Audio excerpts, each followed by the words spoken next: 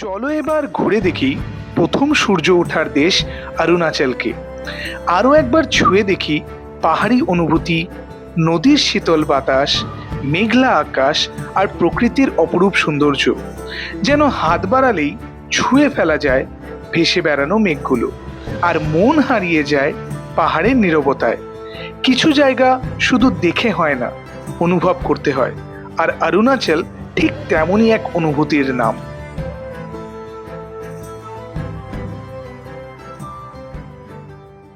ঘড়ির কাঁটা কিন্তু এখন বলছে বাজে 9:30, আর আমরা কিন্তু এখন পৌঁছে গেছি কামাখ্যা স্টেশনে। তো এই কামাখ্যা স্টেশনের সামনেই কিন্তু রয়েছে আমাদের টেম্পো ট্রাভেলার, যেখান থেকে কিন্তু আজকে আমাদের স্টে হচ্ছে তেজপুরে।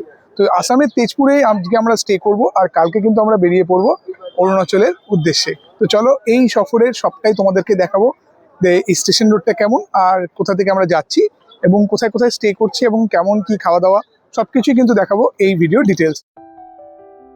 শুরু হলো আমাদের যাত্রাপথ, আর সকাল পেরিয়েই দুপুর হতেই ভোজন রসিক বাঙালির চাই খাবার। সো আমরা তাড়াতাড়ি দুপুরের খাবারটা সেরে ফেলে চলে গেলাম আমাদের হোটেল তেজপুরে টিএলবি প্যালেসে। রুম দেখে যা বুঝলাম রাতের ঘুমটা ভালোই হবে, কারণ হোটেলে রুমটা দুজনের জন্য একদম পারফেক্ট।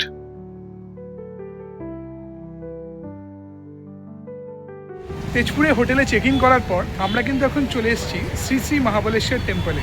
এটা তেজপুরের একটা অন্যতম অ্যাট্রাকশন। তো এখানে কিন্তু আমরা নিয়েছি থালি, আর এখানে আমরা দেবো এই আজকের। জনশ্রুতি অনুযায়ী এটি রাজা বনাসুরের তৈরি একটা বৃহত্তম শিবলিঙ্গ। তো সকাল সকাল কিন্তু আমরা বেরিয়ে পড়েছি, আমাদের হোটেলের সামনেই চলে এসেছে আমাদের ট্রাভেলার। আর আজকে কিন্তু আমাদের অরুণাচলের ফার্স্ট ডেস্টিনেশন আমরা শুরু করতে চলেছি, যেটা হলো ধিরাং। এখান থেকে তেজপুর থেকে অলমোস্ট 186 কিলোমিটার দূরত্ব, আর এর মাঝেই পড়বে অনেকগুলো সাইট সিইং, যেটা কিন্তু আমরা এনজয় করতে করতে যাব। আইএলপি চেক করিয়ে আমরা ঢুকে পড়লাম অরুণাচলের প্রবেশদ্বার ভালুকপংয়ে। এখন কিন্তু আমরা ভালুকপংয়ে দাঁড়িয়ে আছি, এখান থেকে কিন্তু আমাদের গাড়ি ছাড়ছে। তো এটা কিন্তু অরুণাচলের গেটওয়ে, তো এখান থেকেই কিন্তু পুরো অরুণাচলের ট্রিপটা কিন্তু আমরা করবো। এই হলো আমাদের first destination orchid research centre. তো আমরা কিন্তু রয়েছি এখন এই ভালুকপংয়ে আমাদের ফার্স্ট সাইট সিইং এ, যেটা হচ্ছে একটা ফেমাস অর্কিড গার্ডেন। তো এই অর্কিড গার্ডেনের মধ্যে অলমোস্ট 4500 অর্কিডের স্পিসিস কিন্তু রাখা রয়েছে। তো চলো ভেতরটা পুরোপুরি দেখাবো। এটি ভারতের অন্যতম গুরুত্বপূর্ণ অর্কিড গবেষণা ও সংরক্ষণ কেন্দ্র। এখানে প্রায় 1000-এরও বেশি প্রজাতির অর্কিড সংরক্ষণ ও গবেষণা করা হয়। কেন্দ্রটির মূল উদ্দেশ্য হলো বিরল ও বিলুপ্তপ্রায় অর্কিডগুলোকে রক্ষা করা। আর এরই পাশ দিয়ে বয়ে চলেছে কামেং নদী, যার হিমশীতল বাতাস মনকে মুগ্ধ করে দেয়।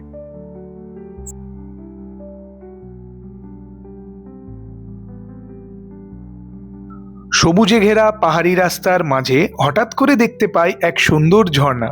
তারপর টানেল পেরিয়ে পৌঁছে যাই আমাদের গন্তব্য ধিরাঙের উদ্দেশ্যে। আর ধিরাঙে আমাদের হোমস্টে ছিল অ্যালপাইন হোমস্টে, যেটা পাহাড়ের অনেকটা উপরে অবস্থিত। আমরা কিন্তু বেরিয়ে গেছি, ঘড়ির কাঁটা বলছে এখন বাজে 8:20, আর আমরা কিন্তু গাড়িতে উঠবো। আর আজকে আমাদের ডেস্টিনেশন কিন্তু এই ধিরাঙের সাইট সিন, আর এখান থেকে সোজা আমরা কিন্তু চলে যাব প্রায় 180 কিলোমিটার, মানে অলমোস্ট 5 আওয়ার্সের আজকে জার্নি রয়েছে। আর আমরা পৌঁছে যাব আজকে আমাদের main attraction of Arunachal Pradesh, যেটা হলো তাওয়াং। তো চলো এই জার্নি সফরে তোমাদেরকে পুরোটা দেখাবো কি কি সাইট সিন আমরা ঘুরছি। ধিরাং মনেস্ট্রি অরুণাচল প্রদেশের ওয়েস্ট কামেং ডিস্ট্রিক্টের অবস্থিত এক শান্ত ও সুন্দর বুদ্ধ মনেস্ট্রি। আমাদের এই ধিরাং মনেস্ট্রি, এটা হচ্ছে মনেস্ট্রির এন্ট্রান্সটা। তো সামনে কিন্তু একটা খুব সুন্দর অ্যাম্বিয়েন্স রয়েছে। তো এখানে কিন্তু সময় কাটানোর জন্য কিন্তু একটা দুর্ধর্ষ জায়গা ধিরাঙের মধ্যে, সাইট সিইং এর মধ্যে এই ধিরাং মনেস্ট্রি কিন্তু one of the important tourist attraction. পাহাড়, মেঘ আর প্রকৃতির মাঝে অবস্থিত এই মনেস্ট্রিটি ভ্রমণকারীদের মন কেড়ে নেয় তার শান্তিপূর্ণ পরিবেশ ও আধ্যাত্মিক পরিবেশের জন্য। এখান থেকে ধিরাং উপত্যকার অপূর্ব দৃশ্য দেখা যায়। এইভাবেই এগিয়ে গেলাম আমরা বৈশাখীর দিকে। এই কঠিন পাহাড়ি পথে দাঁড়িয়ে দেশের সীমানা রক্ষা করে চলা ভারতীয় সেনাদের প্রতি রইল গভীর শ্রদ্ধা ও কৃতজ্ঞতা। সেলাপাসের অপরূপ সৌন্দর্য উপভোগ করে খিদে নিবারণের জন্য লাঞ্চ সেরে ফেললাম বাসন্তী পোলাও ও চিলি পনির দিয়ে। তারপর আমরা অবশেষে পৌঁছে গেলাম আমাদের বহু প্রতীক্ষিত প্লেস, যেটা হলো তাওয়াং। রুমের অ্যাম্বিয়েন্সটা এতটাই সুন্দর ছিল যে সেটা বলে বোঝানো যাবে না। পরের দিন ভোরবেলা তাড়াতাড়ি ঘুম থেকে উঠে আমরা নতুন অভিযানের উদ্দেশ্যে বেরিয়ে পড়ি। গন্তব্য ছিল বিখ্যাত মাধুরী লেক, বুমলা পাস আর ইন্দো চায়না বর্ডার। পাহাড়ি আঁকাবাঁকা পথ দিয়ে যেতে যেতে প্রতিটি মুহূর্ত ছিল রোমাঞ্চকর। মাধুরী লেকের অপূর্ব সৌন্দর্য আমাদের মুগ্ধ করে দিয়েছিল। বুমলা পাসে পৌঁছে প্রকৃতির রুক্ষ কিন্তু অসাধারণ রূপ দেখার সুযোগ পেলাম। বুমলা পাশে এখন কিন্তু পুরো বরফ রয়েছে চারিদিকে, বাইরে যেখানে কলকাতাতে প্রচন্ড গরম, এখানে কিন্তু আমরা বরফ নিয়ে খেলছি। আর এটা কিন্তু একদমই এআই নয়, পুরোপুরি কিন্তু বরফ, দেখতেই পাচ্ছ এই বরফ চারিদিকে।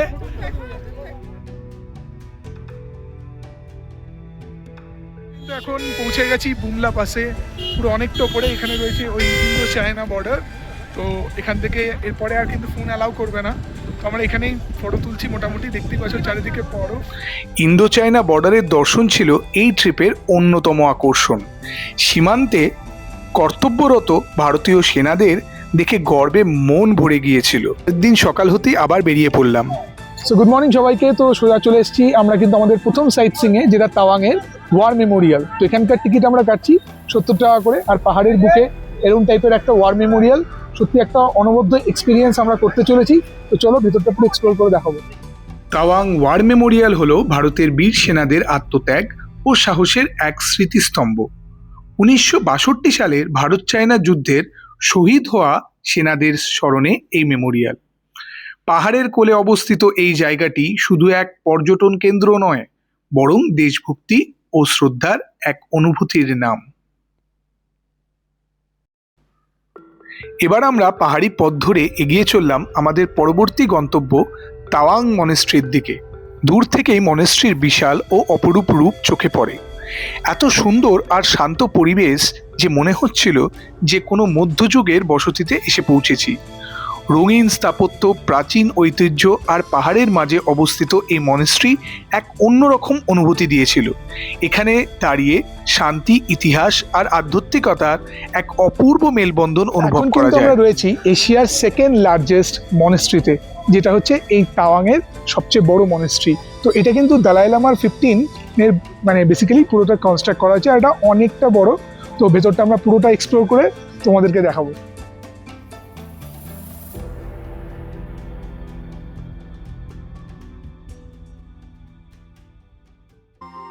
মনেস্ট্রির খুব কাছেই ছিল জায়েন্ট বুদ্ধা টেম্পল। এখানে 100 টাকার বিনিময়ে রেন্টে সুন্দর অরুণাচলি ট্রেডিশনাল ড্রেস পরা যায়। সবচেয়ে ভালো লেগেছিল বুদ্ধা টেম্পলের পেছনে থাকা লঙ্গার। খুবই টেস্টি খাবার পরিবেশন করা হয়। সারাদিন ঘুরে দেখার পর সন্ধে আমরা পৌঁছে যাই তাওয়াংয়ের ওয়ার মেমোরিয়ালের লাইট অ্যান্ড সাউন্ড শোতে। পরের দিন ভোর হতেই তাওয়াংকে টাটা বলে আমরা বেরিয়ে পড়লাম আর প্রথমেই পৌঁছে যাই জাং ওয়াটারফলে। এই জায়গাটি অনেকের কাছেই পরিচিত কয়লা ফিল্মের শুটিংয়ের স্পট হিসাবে। দূর থেকেই ঝর্ণার গর্জন কানে এসে পৌঁছাচ্ছিল, আর কাছে যাওয়ার জন্য আমাদের কিছুটা ট্রেকিং করে নিচে নামতে হলো।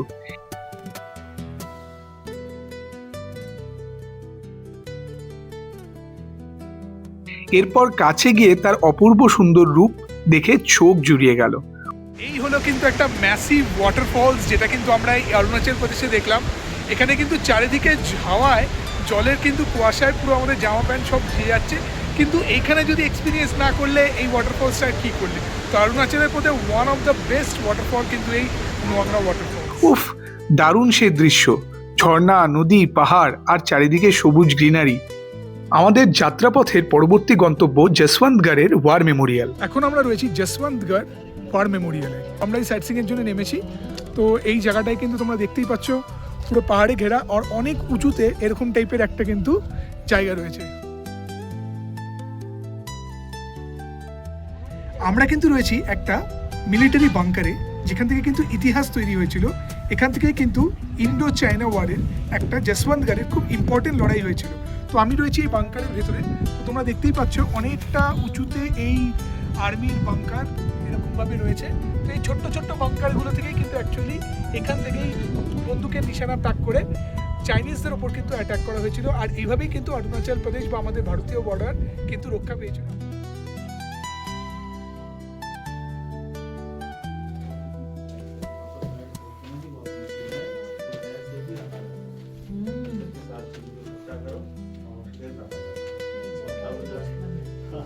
तब जाके देश की सीमाओं की रक्षा होती है और तब जाके देश चैन की नींद सोता है।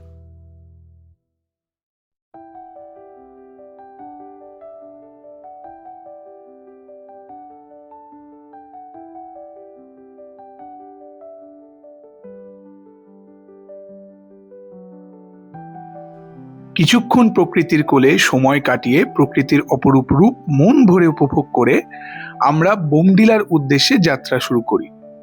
চারিদিকে পাহাড়, মেঘ আর সবুজ প্রকৃতি মিলে যেন এক জীবন্ত ক্যানভাস তৈরি হচ্ছিল।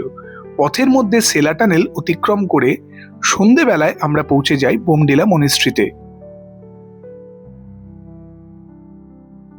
বোমডিলাতে রাত্রি যাপন করে নতুন ভোরের আলো ফুটতেই আমরা বেরিয়ে পড়লাম নতুন গন্তব্যের দিকে। তো এখান থেকে আমরা ঢুকবো ভুটানে। তো চলো দেখিয়ে নিই ওখানকার আশেপাশে জায়গাগুলো। ভুটান একটা অন্য দেশ, অন্য সংস্কৃতি আর অন্য রকম জীবনযাপন দেখার অভিজ্ঞতা। এখানকার বাড়িঘর, মানুষের জীবনধারা আর পরিবেশ সবকিছুই আমাদের দেশ থেকে একটু হলেও আলাদা।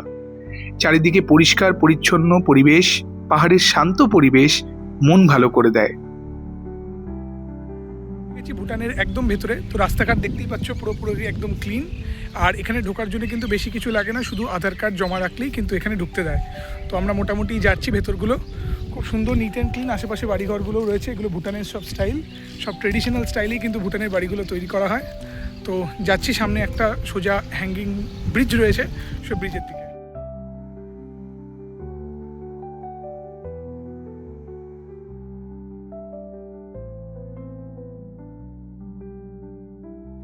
নতুন জায়গা দেখার সাথে সাথে নতুন মানুষের আর তাদের সংস্কৃতি সম্পর্ক জানারও সুযোগ পেলাম। সব মিলিয়ে ভুটান ভ্রমণ ছিল একদম নতুন আর সুন্দর অভিজ্ঞতা। ভুটান থেকে ফেরার পথে যখন আমাদের গন্তব্য আসাম, তখন কি করে জুবিন ক্ষেত্র মিস করা যায়। মানুষের ভালোবাসায় অমর হয়ে আছেন শিল্পী জুবিন গার্গ। তার গান আজও লক্ষ লক্ষ মানুষের মন ছুঁয়ে যায়। আসামে এসে তার স্মৃতি বিজড়িত এই জায়গা দেখার অভিজ্ঞতা ছিল সত্যি বিশেষ। এখানে এসে মনে হলো একজন শিল্পী কিভাবে তার স্মৃতির মাধ্যমে মানুষের হৃদয় চিরদিন বেঁচে থাকেন। কিছুক্ষণ সময় কাটিয়ে তার প্রতি শ্রদ্ধা জানিয়ে আমরা আবার আমাদের ফেরার পথ ধরলাম বালাজি টেম্পলের উদ্দেশ্যে। সন্ধে আরতির মন্দির আর পরিবেশ দেখে মুগ্ধ হয়ে গেলাম। সন্ধেবেলায় ব্রহ্মপুত্রর দর্শন ছিল সত্যি অপরূপ এক দৃশ্য। সূর্যাস্তর রং নদীর জলে মিশে গিয়ে চারিদিক এক মোহময় পরিবেশ তৈরি করেছিল। কিছুক্ষণ সেখানে দাঁড়িয়ে প্রকৃতির সেই শান্ত রূপ উপভোগ করলাম। অবশেষে রাত কেটে নতুন দিন হতেই আমরা বেরিয়ে পড়ি সতীপীঠ মা কামাখ্যার দর্শনে। সতীপীঠ মা কামাখ্যা মন্দির শুধু একটা তীর্থস্থান নয়, ভক্তি ও আধ্যাত্মিকতার এক পবিত্র কেন্দ্র। আর তার সাথে ব্রহ্মপুত্র নদীর মাঝে অবস্থিত ছোট্ট দ্বীপ উমানন্দ টেম্পলের উদ্দেশ্যে।